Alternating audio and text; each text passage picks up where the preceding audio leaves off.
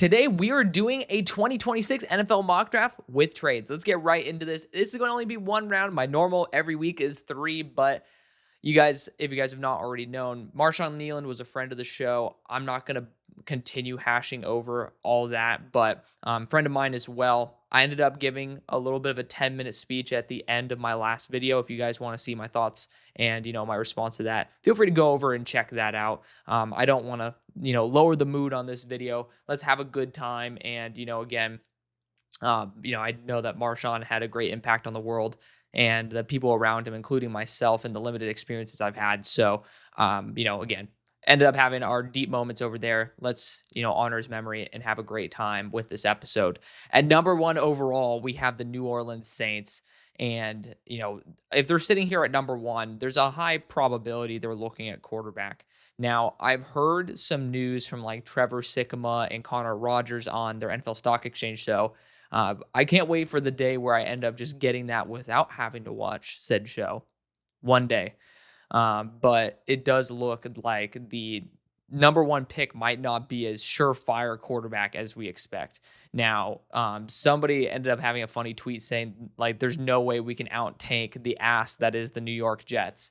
And there's a strong chance that that's true. So I do believe when everything is said and done, the Jets are going to end up being the team at number 1. And if they are, either A, they might trade down, or B, it's going to be an intriguing top option because they're one of the few teams that's not really edge focused.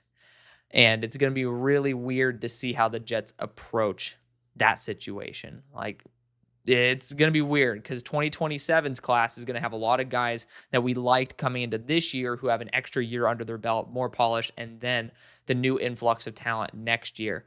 But I do think that the price to move up is too much given the fact that we're not really seeing any generational level talents. And some people want to call Arvell Reese that. I respect it. Arvell Reese is a freak. However, we're still talking about somebody who is relatively positionless, and linebacker hasn't gone in the top 10 in the past 5 years. So it's going to be a big stretch because some NFL organizations will love the linebacker aspect of Arvell Reese. I loved him as a linebacker as well as on the defensive line. His grade right now is representative of when I graded him as a linebacker and also kind of a quasi edge. Now it's almost the exact opposite. But again, realism applies. It's very, very difficult. No matter how much we want to take Arvell Reese high, it's very difficult to convince NFL GMs, NFL ownership that, somebody that they'll slap at least a partial linebacker positional grade on of being worth not only something they haven't deemed worthy in the past 5 years, but even higher than that. It's just a very, very big ask. But for the Saints, I'm still going to go quarterback. I mean, I wanted to have like a long approach or a long thought process talking about, some potential options there. Fernando Mendoza is the highest floor quarterback. We will still be still having Dante Moore and Ty Simpson in this. However, I will say this. Lenoris is pretty Dante Moore is almost for sure going back to school. If you guys do want a mock draft, which next week, I'm not going to be including Dante Moore because we're having a 2027 mock draft. Keep that between us. Actually, don't. I'd prefer that video to do well. But I'm going to end up having like Dante Moore return to school, Lenore Sellers return to school / transfer, wherever the hell that ends up being, and end up going into the 2027 mock draft that I'll be doing. For this video, I'm going to go with Dante Moore. But going forward, if you guys want me to talk about doing mock drafts without like Dante, because again, Todd McShay was talking about this. It's almost an assumption now that he's going back to school at Oregon. Do I think that's smart? No. But Ty Simpson even could as well. I'm not going to do that. But in this video, the top 3 quarterbacks are going to be included. And I'm going to include Darian Menza, who is a quarterback that I really, really love. And if there's a lot of guys going back to school, I think Darian Menza might take the opportunity to take advantage of a weaker class and end up going higher. At number 2 for the Tennessee Titans, I would prefer to trade down if possible. With the Jets sitting here at number 3, you could try to bait a team into trading up. Guys, it's just the class is not viewed as extremely strong. And 2027 is viewed by most as extremely strong. And I know you hear it every single year, but this is different. We're talking about true freshmen who've been producing the whole time. Like even Ryan Butterfingers Williams is still somebody who can compete with a lot of talent in this class. Granted, the wide receiver class is great.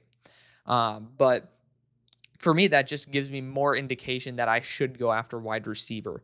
Now, if you can end up trading again, do it.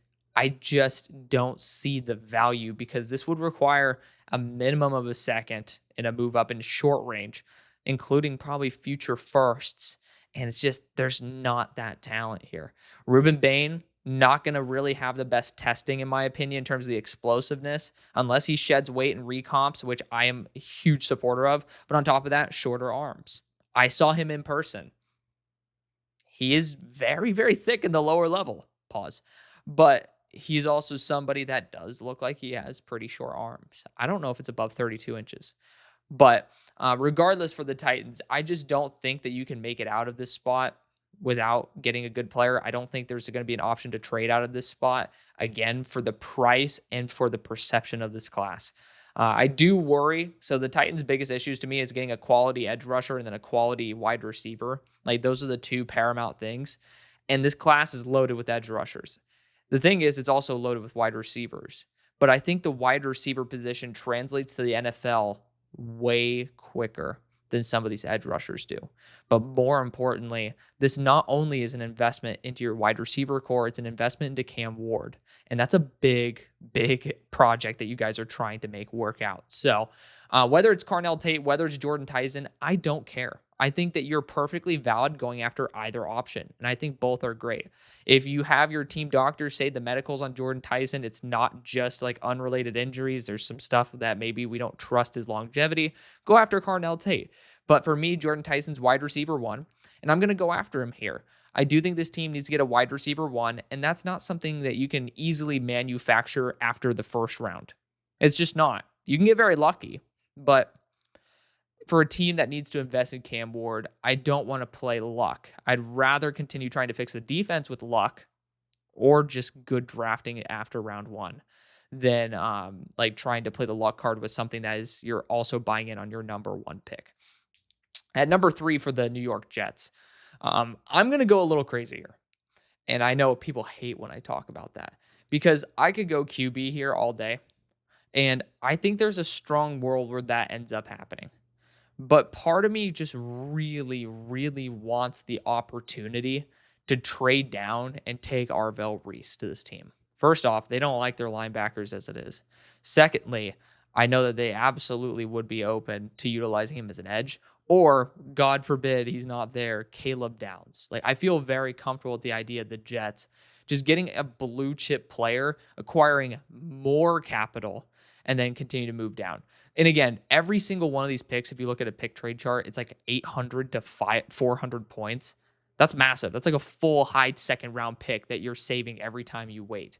And the problem for the Jets is if you're sitting here at 3, it's like, you know, who's in short range? So these are the teams that you're talking about. The Raiders, which I think the Raiders have too many issues. And then the Browns. The Browns have too many issues as well, but they also are a team with multiple first round picks. You can end up kind of like, you know, repivoting. And honestly, if you're the Jets, you could end up dealing with the Browns and you could end up just swapping 332 for 6 and 19. I don't think that's a bad idea. I want to test that out. You know what? I'm going to let like the current status after Marshawn Nealon to give me a little bit of a buffer from you guys being extremely harsh. But for the Browns, I think this is a strong option because technically you're still keeping that first round pick there at 32. You're moving back a good amount, but you're still keeping that option there for a quality offensive lineman, maybe like Casey Concepcion. And you also get to move up for your quarterback above the Dolphins that I think are going to be looking if they have Dante Moore on the board at that option there. I think, again, for the Jets, they're buying into the future, and I want to get best player available for them, and that's not really the quarterback position. The Browns need to take advantage of this, and they're going to end up selecting Dante Moore, quarterback out of Oregon, who grew up in Cleveland, again, at a very minimal cost because the Jacksonville pick basically allowed them just to reorganize. At number 4, Miami Dolphins. Dante Moore would have been my pick. Just going to put that out there. But at number 4, do I believe in Ty Simpson to that level? It's a good possibility. And especially if I have Dante Moore returning to school, this move makes even more sense.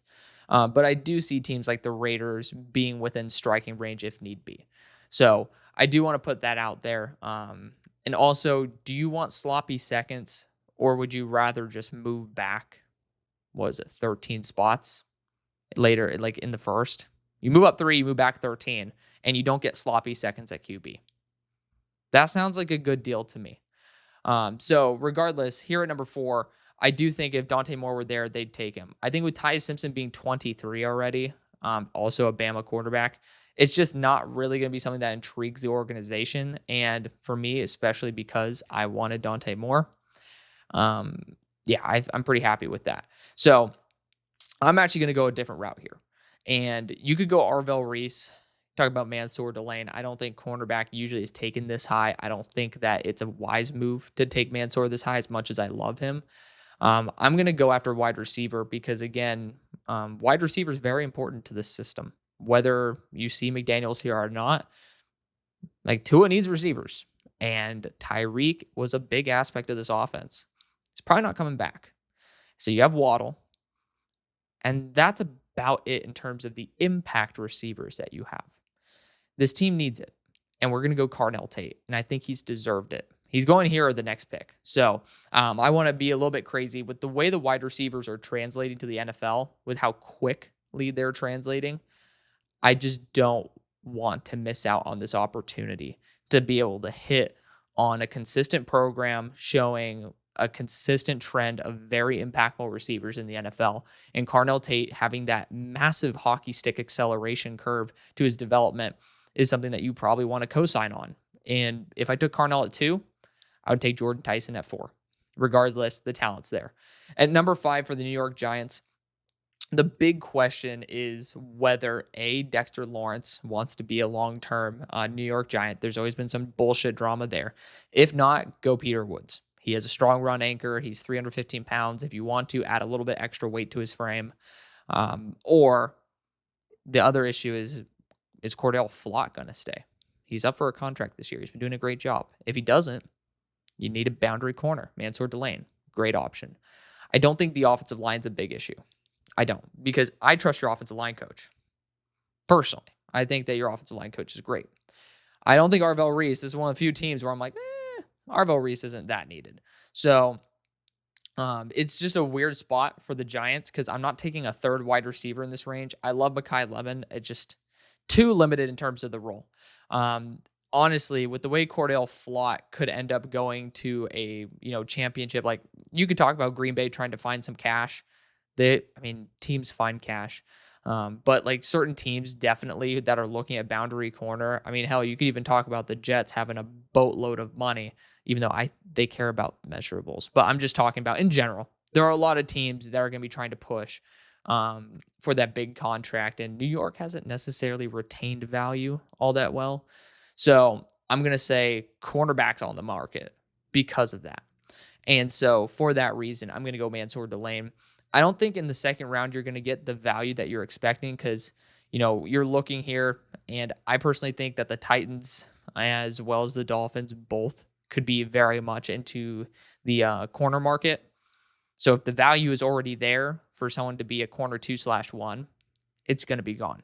So I'm not going to take it. I'm not going to just wait and sit. I don't trust Cordell Flott to return. Even if he does, there are a need for multiple starters at cornerback. Cornerback is a very volatile position. Injuries happen. Also, certain guys just aren't 100% of the time. And it's a position where you get taken advantage of when you're not 100%. So we're going to go Mansoor Delane there. At number 6 for the Jets, you could say at this point, Alex, just go Ty Simpson. And I don't blame you for that. Again, my vision is if I'm sitting there with the Jets at number 3, I'm doing this to go for 2027. I'm going Julian saying at the top of 2027, this team has too many needs. It is intriguing, though. You ended up getting good value. You could end up sniping very good value there as well. Now, I'd honestly still be picking up the phone and saying, who in their right mind wants to move up for Ruben Bain or Arvell Reese? Like, I think that would be a very wise move. If you're the Jets, continue building future capital.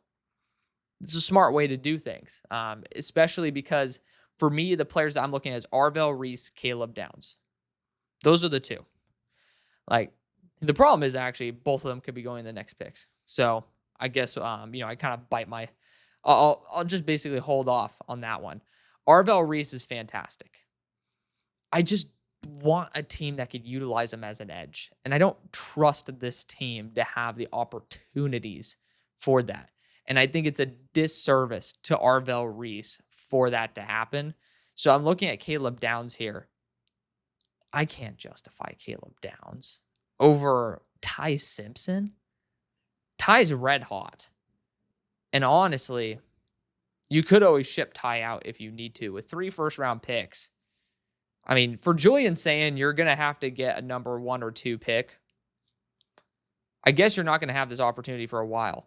With Dante Moore, I personally think that, that wouldn't be the quarterback I would choose for the Jets in the first place. I would want someone who's a little bit more close to a Brock Purdy type or, Jared Goff. Obviously, different heights and stuff. But I really like that. You trade down, you get good capital, and then you ended up saying, if Ty falls, he falls. Otherwise, we're going to go after Caleb Downs, the best player available. I like that. That's actually a good move because, again, we ended up recomping our picks and still ended up, just getting a situation that we didn't expect, which is how the Jets ended up drafting Azaria Thomas in the 3rd round. They did not expect for him to be there. So I didn't expect for Ty Simpson to be here. I was really contemplating taking him in this range. But I do really think Dante Moore, if he were available at 4, that's the pick. And then, could have been top 3 quarterbacks taken right there if I felt otherwise. So number 7, Las Vegas Raiders. I'm just going to go after this point and just go out Arvell Reese. Edge is a need. Linebacker, in my opinion, is a need. You just need to have a savage on the field. And there's a lot of issues on the offensive side. Just go after the best player available. And to me, Arvell with a reevaluation probably will be up there at 1. Just spoiler alert, just the way he's grown and the way that he's developed. It is very Micah Parsons-y. So TBD on that. But obviously already loved his game when he was still pretty much a linebacker cosplaying as an edge rusher. So number 8, Cincinnati Bengals. Ruben Bain's very exciting here. Here's my issue. This team, and I've talked about this on every single mock draft video I've done, because a lot of people just don't really get this through their heads. And understandably so. It's very tough to understand the little nuances because it's like, oh, it's a big edge. That's something they like. But the Cincinnati Bengals are an organization that values RAS, measurables, and size. Ruben Bain will not have the RAS. He will not have the measurables. He will have the size. So it's just like Shamar Stewart was a hand in glove fit. Now, maybe they learned from their mistakes and are saying, oh, Ruben Bain's here. Let's go after him. Absolutely. But this is also an organization that doesn't trade down. So I'm not trading down for those of y'all who are wondering. I'm going to go after the best player available, and that's Caleb Downs. This team needs a captain on the defense outside of DJ Turner, especially in the secondary. That's where I'm talking about it. And Caleb Downs is going to be that. Geno Stone, in my opinion, has just not lived up to the contract. On top of that, DJ Turner is the one functional piece in the secondary. You need to be able to fix that. Caleb Downs, whether he's in the nickel, whether he's pretty much anywhere on the field, he's an asset. And not many of those are in the NFL. So I don't know how long he can end up playing to that level. But at number 8 overall, if that's what you're concerned about is, whether he's going to play 5 or 10 years at an elite level, just take the hit. Like, don't try to go for the home run. And this one still might be a home run. At number 9 for the Commanders, this is a quick and easy one. I'm going Ruben Bain Jr., edge rusher out of Miami. Again, something I absolutely love about Dan Quinn is how he can maximize the talent on his roster. And this is empirical with how you guys performed last year. You guys on paper, starting out the year, were ass. Gonna put it out there. I think I had you as my worst team in the NFL on paper. Like, it was ass. And Dan Quinn comes in and ends up elevating everyone. And that's what good defensive minds do for their defense. And you have a red hot rookie who maximizes his talent on offense. Like, that's what happens. Like, good coaches elevate their areas of expertise. Now, imagine if he actually has players that are good. That's exactly the thought process I have with Ruben Bain. Maybe not somebody who's going to have the best twitch, not the best length, not the best speed, maybe not the best endurance, but in terms of strength, in terms of just being a constant headache and having great size to set the edge, not many better to do it. At number 10 for the Baltimore Ravens, I'm just going to go Peter Woods and forget about it. Peter Woods to me is the second best player in the entire class. He has great length. The thing that I love the most about him is maybe not on a down-to-down basis, which I still think he does a good job. The splash plays are ridiculous, and I hate players that are just like splash play guys, and Peter Woods is not just that. But when you end up seeing these reps that are like elite NFL caliber, unstoppable reps, you take note. And when you take note and you're sitting at number 10 and you're Eric DeCosta, who's notorious for taking the best player available, you take the best player available.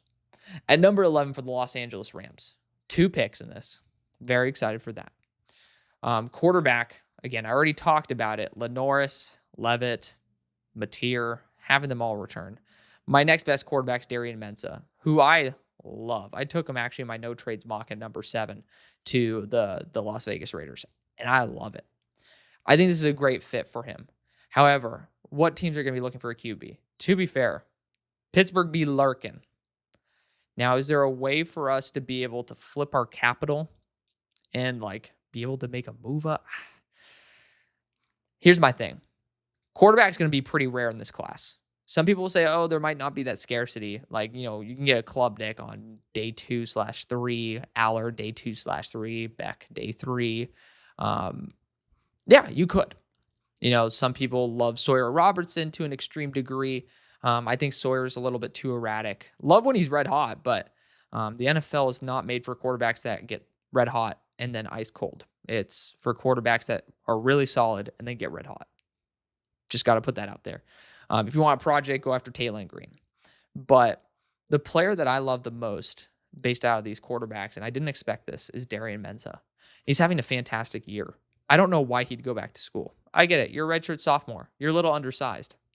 If you're going to go in the top half of the first round and you're going to go and sit behind Matt Stafford and be coached by Sean McVay,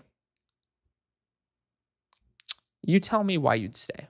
Because it's not like, oh, this guy's not performing. He needs to progress a bit more, which every player does, right? You can always say, oh, you know, under pressure, I want him to hit the hot read more, which, again, he's still in the upper percentile when under pressure. I'm not the biggest guy on PFF grades as like the foundation for passing, but it's still definitely worth mentioning. Mensah can get a little spooked. That's my only concern with him. I don't know why he's ranked 173. I know for Connor, he's someone who could be talked about as a fringe first.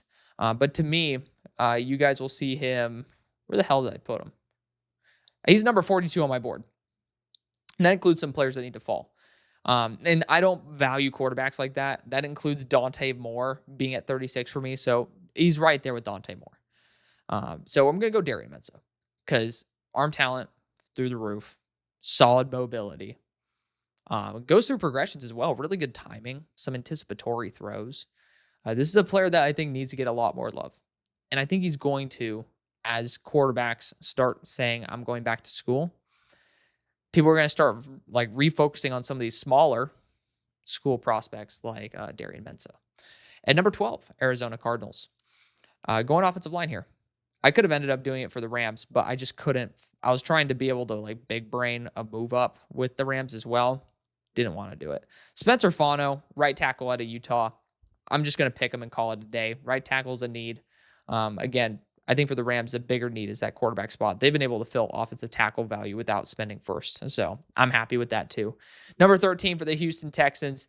Also a team where this kind of just feels like set in stone. We're going to go CC Francis Mauigoa. He passed the eye test for me when I saw him here at SMU. I don't know if he's going to be a full-time tackle or a full-time guard, but your left guard spot's open. I think CC could make it work if he can't work at right tackle. Either way, I'd be pretty damn happy. Number 14 for the Dallas Cowboys. Got my fucking hair in my face. You guys know me. I'm in a constant war with it. Sometimes it looks good. I mean, like, you know the deal. There's like this texturing clay that like makes your hair all like curly and shit. I don't know if I want to like test that out. I might scar some human beings' eyes, including my own. And maybe, we don't want that memory implanted in anybody's mind, but maybe we'll test it out and I'll just like surprise y'all on stream one of these times. Do I give that big of a shit? No. That's why I haven't bought it yet. But anyways, back to the actual content. Cowboys, I'm a huge supporter of corner for this team. Avion Trell makes a ton of sense. There are multiple teams looking at corner coming up, but I do think, obviously, with the passing of our friend Marshawn, friend of the show, friend of mine, again, if you guys have not already seen like my kind of like, I don't know what you want to call it, like goodbye, but more so just like addressing the elephant in the room. I ended up talking about it for 10 minutes at the end of last episode. It's literally almost exactly 10 minutes. So just skip to that part. But on top of that, I've hashed it out enough. Regardless, this team will be looking for an edge rusher. And it's a good honor to say, hey, the vacancy matters so much that we're taking it here with this pick. And I've kind of disrespected TJ Parker a little bit too much with my most recent mock draft and having him fall a bit too far. A lot of people are on this David Bailey train. And I got to show a lot of love to David Bailey as the talent. But please do your research about the off-field stuff. And sometimes it's even on the field. There's some big personality concerns with David Bailey. And he ended up assaulting and like committing assault and battery on a cameraman. There's a video on it. You can go, feel free to check my Twitter page or X page. It's on there. I end up clipping the video there, as well as last year versus NC State. He was trying to curb stomp somebody on the ground. It's just, that's not what a mentally stable individual does. And I mean, especially obviously we're talking about, as of recent, mental stability is very, very important. I mean, obviously there's some NFL players who are amazing, who do some shitty things, but David Bailey did some stuff to people unprovoked. And I'm not a fan of that. I'm not supporting it. I don't think the NFL will support that. And I don't know why no one's talking about it. I will. Because I'm not making bullshit up. These are videos. You can look at it yourself. I'm not going to look into some police report and start assuming shit. I have 2 eyeballs. And I'm not a fan of that. But TJ Parker actually worked pretty well for the Cowboys. Great athlete, young, and, has a lot of technique. I think he's somebody who's a high ceiling player that's worth developing around. At number 15 for the Minnesota Vikings, Jeremiah Love's an intriguing option. I've thought about it plenty. I really do like what he brings to the table in terms of just the dynamic explosiveness that this team does not have right now. And honestly, with the way that y'all are kind of trending with the quarterback situation, not necessarily being extremely stable, not saying that like JJ's job's up in the air, but that you guys aren't like fully set on JJ being the focal point of your offense. Like, he's not to the skill level on the field with consistency that you need to pretty much put the team on his back all the time. And this alter ego 9 is just, it's funny. I mean, again, you're on like the Russell Wilson track, which I'm not the biggest fan of, but I would just say Jeremiah Love would take a lot of stress off, and the other backs are not doing it right now. I would say go Jeremiah Love here. Go after a really good center like Lyndon Cooper in round 3, after a top tier corner, maybe at the top of round 2, if you can, with someone like Heath Abney, Chris Johnson, like focus on that. Cause this running back class is ass. Like there's no way, no bones about it. This class really sucks. I don't even think Jadarian Price is coming out. Like, isn't he a true junior? Yeah. He's going to end up letting Jeremiah Love take the flowers and go back to school, get paid some money, and end up balling out in the exact role that Jeremiah is in. So, I mean, I highly doubt he even comes out, and he's kind of just like the next exciting piece. UTSA's running back as well is fantastic. He's not included in this mock draft simulator, but it's it's kind of a one-horse race right now. Damon Claiborne's not been 100% healthy. We're going to go after Jeremiah Love at 15. Shake it up a little bit. He would be going at number 17 regardless. Also, it kind of forces me to try to make a move with the Chiefs, whether it be like down or at a different position. At number 16 for the Carolina Panthers, defensive back, linebacker, uh, edge. I know some people really love Prince Umami Allen. I love him too. But, if I ended up seeing better value here, i.e. a TJ Parker, I'd be open to it. I don't think the value's requisite. And I like Keldrick Falk. A lot of people really like Keldrick Falk. And honestly, for the Chiefs, it's a good fit. It's just, like Avion Terrell's the guy I'm looking at right now. Like Avion Terrell, because I don't think Sonny Styles, linebacker, is so volatile. Like I know it shouldn't scare you away from a player you think is worth the pick. I just don't think Sonny Styles is in like the top 40 for me at the moment. And that includes a lot of players that I don't think will be drafted in the top 40. I'm not saying he shouldn't go in the first round. I'm just saying, like, out of the players available at this pick that deserve to be at this pick, I don't think Sonny Styles is in that group, especially for the Panthers. When you can end up talking about, even at wide receiver, you want to go Mekhi Lemon. I don't think that's a horrific option, but, a boundary corner too that has feistiness that's already in the Carolinas at Clemson. That's something that's worth it to me. We're going to go Avion Terrell here, cornerback out of Clemson. I love Avion. Even when he loses, he looks like a fucking baller. And, that's somebody that you want as your corner too. Maybe not all the flash and the excitement, but the tenacity, the athleticism, like he's definitely worth the shot. And again, I would have taken him at number 15 if I didn't go Jeremiah Love. At number 17 for the Kansas City Chiefs, Keldrick Falk, a key option here. Obviously, Jeremiah Love not on the board. Kenyon Sadiq's a really fun one. Like no bad options here. With Colton Hood basically being the last corner available, you could try to see some teams. By the way, I should have said this at the start. I forget every time. I'm not having Jermod McCoy included in this. He's a true junior that literally hasn't played this year. People, it's time to say, like, what the hell, man? Jermod McCoy was not a generational corner. And the last time we had one that's near generational that played half a year before getting hurt, he dropped to the second. So let's talk about someone who hasn't yet played, who's a true junior, should return to school. Just going to be honest. So there's one corner left because I think Keith Abney's going to test worse than Colton Hood, and he's going to be like a fringe first-round pick. As much as I love him, he's my number 21 player on my board. There's a lot of factors here. And the question is there anybody worth moving up for? So it's Colton Hood. I could talk about Keldrick Falk. And again, if I'm going to have a team trade up for Keldrick, I'm taking him here for the Chiefs, and arguably that's what I would do. Like, Kenyon Sadiq's dangerous. That's his thing. I don't understand what's going on this year in terms of statistical regression. It's a new quarterback. I don't understand it myself. Like, he's kind of lost the I wish they ended up displaying the yards after catch as well, because that was his big thing. He would take a screen and just absolutely toast somebody. I will say going after traits is a very very good thing to do when you're going to be going after somebody who is as rarely gifted as Kenyon Sadiq. Of course, some people talk about Shamar Stewart last year, and there's a little bit of a growth curve there.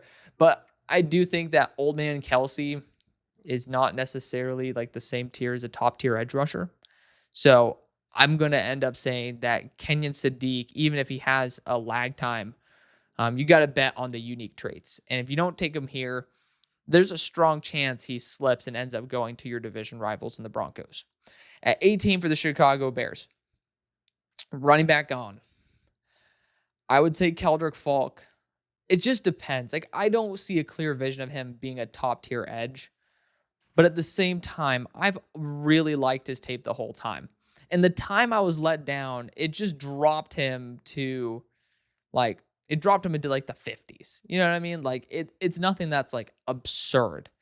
So I would say blending all those opinions together, and the fact that you guys brought on Tryon Shoyinka, the fact that Keldrick Falk fits the 6'5 plus, 265 plus threshold for Dennis Allen, it makes sense. And again, it's not a sexy pick, but he'd be going at 21. I'd be open to taking him at 23.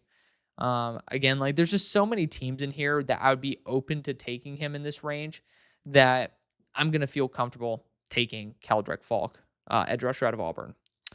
At number 19, we got the New York Jets. And we took Ty Simpson in the first. We traded back, and we ended up trading with the Browns. The Browns moved up for their quarterback. I didn't expect Ty Simpson to slip to 6. I was planning on going after Caleb Downs or Arvell Reese. Ty Simpson slips. And again, I'm not saying that like, oh, I was surprised, as in like, oh, I like am jokingly surprised.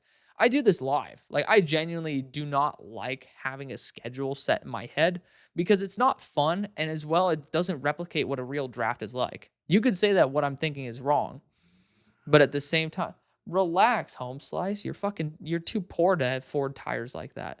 Anyways, yeah, people doing burnouts, and I can tell by the price of their car that they new tires is not in their budget. But regardless, you have your quarterback set, like wide receiver, defensive back, just go best player available. And Mekhi Lemon could be that, but I would say Denzel Boston provides a little bit more value in terms of being a more physical X threat.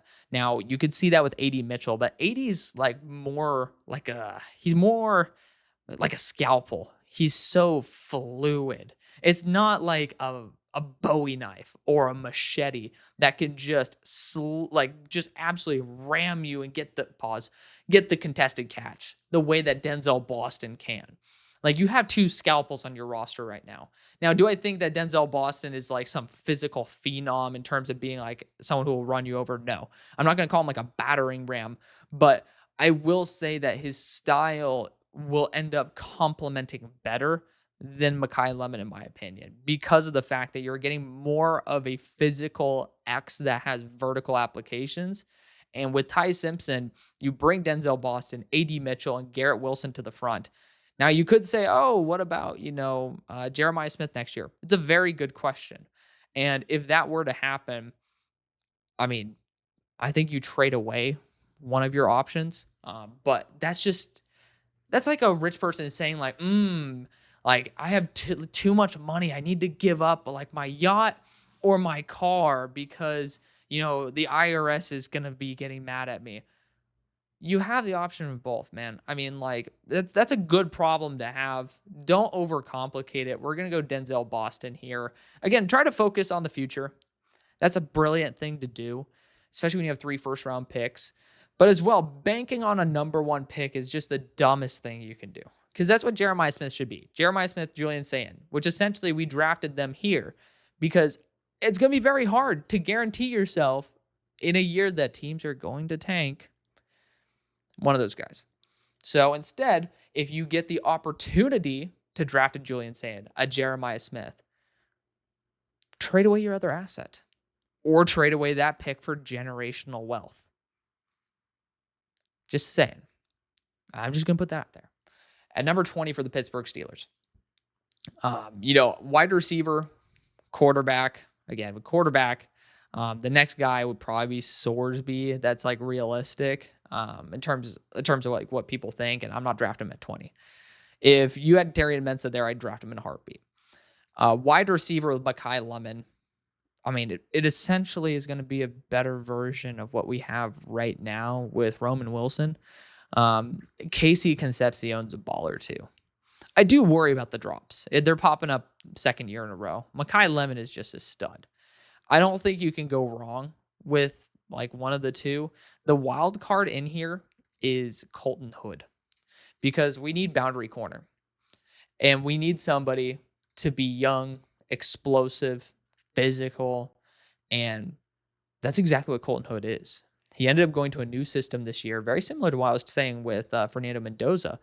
Already was solid at the system he was at before, but goes to a new system and improves and takes over for someone that a lot of people taken like earlier in the first.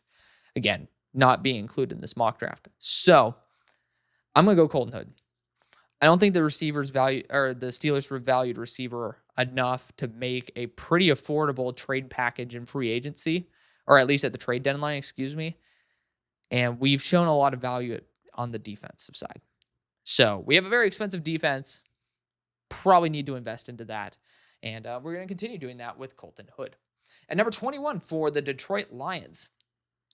Colton Hood would have been a good option there. Of course, in the limited time that Terry Arnold's been back, been seeing some positive trends from him. Is that a guarantee of success? No, but at least it's something positive. I would say that offensive tackle is definitely on the board for this team. And I'm looking at Tiernan, I'm looking at Lamu, and I know for a fact that I'm taking one of them, or one of the three with Caden Proctor included, to the Niners. I know I'm probably going to take another one because Lamu has guard implications. Some people want Dunker. I prefer Lamu. That's my thing. To the Seahawks. And then the Rams as well. Like, if we're going to continue trading back. And we have Gooseby here too. I didn't even think about Gooseby at this point. That's a good option. We're going to go Trevor Gooseby. A little bit better in terms of the physical profile, like lengthwise and everything. Decker is a big wild card. And I don't want to play games by trying to trade back and, just trying to make it work. Like, This isn't where the Jets are, where we're having like a really good reallocation of draft picks. And, we're just pretty much solidifying almost an elite offense. If you think about it for the Jets, their offensive line's there pretty much completely. If you end up just bringing back a couple of the guys, the offensive line's going to be great. Running back wise, I assume you retain Breece Hall. And then you have Braylon Allen. And then you have a trio of really good wide receivers. If you have the quarterback set, it's kind of hard to think that you guys are going to suck. You got to just address the defense with the rest of the draft. But, it's just, you have a lot of money too. I just genuinely think you guys won't have the number one pick next year at all, especially if you hit the draft like that. Number 22, Los Angeles Chargers. Edge rusher, very on the board, but Adafe always actually he's been pretty damn successful. I'm going to go offensive line for this team. I'm not going to pronounce it. Vega. I'm not going to go back into the messages to where I can end up learning how to pronounce it again. I'll learn that in my own time. But Vega is definitely an option. Lamu is honestly kind of preferred to me, but I do prefer to go after an actual interior offensive lineman. And I want one that can bully guys. It's going to be between Vega as well as Emmanuel Pregnon. I have Pregnon the higher graded guard, but it is pretty much consensus that Vega is going to go first. So I'll respect it. 23 for the Niners. Offensive line, going to be the move. Caleb Lamu, Caden Proctor. Your choice. I'd prefer to go Proctor because of the fact that I trust him more as a long-term tackle with the proper condition. And he could be that short-term guard fill, which is going to be an upgrade over Connor Colby. So that's my option right there. At number 24 for the Cowboys, we took TJ Parker with our first selection. Here at 24, we already got the defensive interior fixed up. So God bless. I'm actually going to do something unique. We're going to go Sonny Styles, linebacker, Ohio State. You traded a 7th-round pick for Logan Wilson. We'll see if that pans out, but it's obvious that you guys see a need there. Let's fix up the defense, maybe spend some money on offense, and just roll with the dice. At 25 for the Buffalo Bills, I'm arguably going to be trading down here. I don't like the picks here for them necessarily, and with Mekhi Lemon, who I value as a top 15 player in the class, I do think it's getting to the point where teams need to start getting a little bit more aggressive. And one of them being the Browns. They don't have any wide receiver talent. And I do see at least one team in their way that's looking at wide receiver. I know teams can trade from outside of round one as well. And if I'm the Bills, I'm calling them up and I'm saying, if you guys want to send a future third, I'm all ears. Because I don't need that value necessarily. I feel fine picking a Dylan Thieneman at the end of round one, which is probably going to happen. But I want to be able to, capitalize on your picks because you're still an organization that's kind of finding your ground. Maybe send us something where, there's a big gap, 164 to 216. Damn. The hell? Why y'all not getting picks? We're going to give 164 and move up to 145. How about that? So we're going to have a small move up right there because I'm buying into the future for the Browns. I think that's going to be where the value's at. And for the Browns, we're going to be going Mekhi Lemon, wide receiver out of USC. Again, just kind of taking advantage of a team wanting to trade down. and some teams here that definitely do not want to move. One of them being the Seattle Seahawks. I think edge rusher is a very good position to target. David Bailey, people are going to wonder why. I talked about this earlier in the episode. I've talked about it on X. Feel free to go over and do your own research. I ended up keeping the clips there for you guys to see. Big off-field red flags. Does not fit Mike Macdonald's character concern agenda, so to speak. Like, Mike Macdonald doesn't fuck with guys with red flags in character. So I'm not going to do that. David Bailey assaulted and battered a phone photographer very recently at the ASU game. And then he also ended up damn near curb stomping somebody on the ground when he played NC State last year. Fool me once, shame on you. Fool me twice, shame on me. Not happening again. So corner, it technically is possible with Keith Abney, but I think athleticism matters a little bit more to the Seahawks. And even with the flashes of Josh Jobe, I think that, I trust him to take advantage of that. So my thing is, who do I not want on the Rams? Is it Lamu or Tiernan? I think the consensus would be that Lamu's better. I like Tiernan more, but at the same time, Lamu is just looked at as the more positively graded player. And so I'm going to go after him and transition him to guard, and also more people are open to the guard transition for him. At number 27 for the Los Angeles Rams, our first pick was Darian Menza. And again, I was talking about the tackles. I feel very happy with the fact that, you lost out on Spencer Fano, but I think Caleb Tiernan's a better option. You end up getting your franchise quarterback and, in my opinion, a franchise tackle here. Like, you could go after Keith Abney if you don't want Tiernan, but that's kind of the beauty of this not being 3 rounds. It's close enough to the end where you can end up making your own little switches in your head. But Tiernan's going to be the option there. 6'8", and 325 pounds. It says 6'7" there, but experienced player, really strong, very polished, just somebody that I think has been underappreciated more than pretty much anybody else I've seen in the class. At number 28 for the Denver Broncos, well, I guess he was available in this range. Like, he was at least visible. But for the Denver Broncos, I heard they tried to make a move for Jalen Waddle. I've been going Anthony Hill to this team, but I don't want to be super duper bland. I'm going to end up going after Casey Concepcion, top wide receiver remaining on the board. Dynamic threat after the catch, someone who's just really, really solid. Just needs to watch the drops, but good down the field. In my opinion, Marcel Reed's been doing a fantastic job for Texas A&M, but in terms of maximizing what his receivers can do, I do think better precision would yield even more production for KC. I'll throw that out there as well. Number 29, Tampa Bay Buccaneers. I'm going to go Anthony Hill here. I've been waiting so long to give Anthony Hill to Todd Bowles, and I finally get my opportunity. He's finally worked his way back into the end of round 1. His game versus Mississippi State, where he had 9 pressures and 6 defensive stops, really struck home to me as like a marquee game for him to show just being so impactful on a down by down basis. And that's worth taking the inconsistencies and the developmental curve there at 29. At 34, the New England Patriots, also a team where Anthony Hill would have been pretty damn popular. The team that could be looking for edge rusher, I wouldn't blame you if you do. Like, right tackle, you could try to sell me on somebody. I'm not going to be sold though. I already took all the offensive linemen. Left guard is actually open. Honestly, that's not a bad idea. So if we end up putting, why am I tripping on the center that you got last year from Georgia? I'm tripping on the name at the moment. But if you end up kicking out your center, moving your left guard to center, and then end up inserting, Manuel Pregnon there. Oh my God. This guy, he's my number 11 player on my board. He pops. When I was watching Isaiah World, I couldn't stop watching Emmanuel Pregnon. And he's going up against top tier defensive interior players. He's going up against edge rushers. He's someone who could even play some tackle as well. But physical. And he has those reps that are you can't get better than this.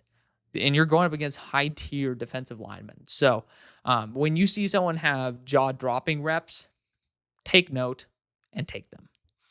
Number 31 for the Philadelphia Eagles. This is also going to be a quick one for me. You could talk about corner here. I just worry because you guys do like to have a little bit more athleticism on your boundary. I do worry about Well, what happens if Jair actually has a resurgence? We'll see. But B, and more importantly, the corners available just don't have that athleticism. You will have one more year left of Jordan Davis and one more year left of Moro Jomo. With Christian Miller on the board, it's a proven program that has had success on your squad. Granted, I just named one of the guys from said program, but the value is there. The talent is there. Just take it. I mean, one of them has to go. So you are replacing one of them. And I assume it would be a Jomo, but we'll see with that last year breakout. At number 32 and ending this off for the Buffalo Bills, I would say that you could try to trade out with Chris Bell available. It's kind of hard just to say no to Chris Bell for the Bills at this point, right? I mean, he's a 4-4 receiver, good contested catch, great after the catch. I mean, why not? Right? Like, let's just go for it. Chris Bell, wide receiver out of Louisville. Hell yeah. Great way to end the draft. Love all these receivers. I mean, if you wanted Chris Bell to a team before, by all means do it. But absolutely love that for him. Let me know what you guys think. Again, thank you guys showing so much love and support.